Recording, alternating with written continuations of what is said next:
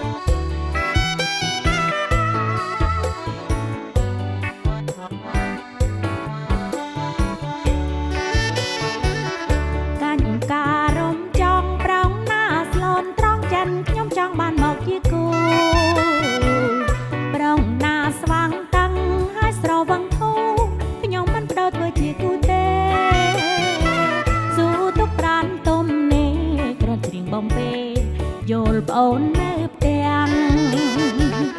កាច់ការរំចង់ប្រងណាស្លូនត្រង់ចិនខ្ញុំចង់បានមកជាគូប្រងណាស្វាងតាំងអាចស្រវឹងគូ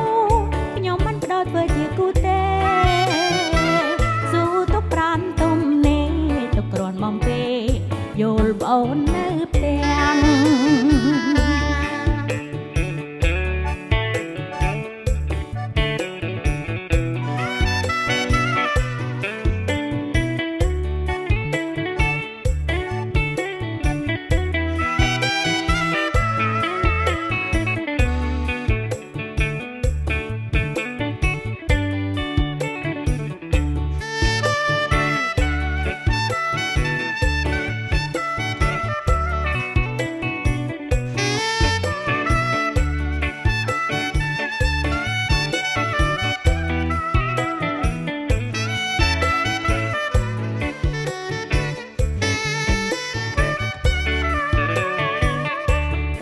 ការរំចង់ប្រងណាស្លូតត្រង់ចិនខ្ញុំចង់បានមកជាគូ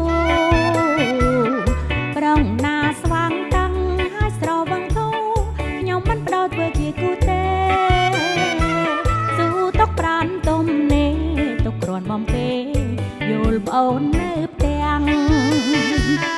កាច់ការរំចង់ប្រងណាស្លូតត្រង់ចិនខ្ញុំចង់បានមកជាគូ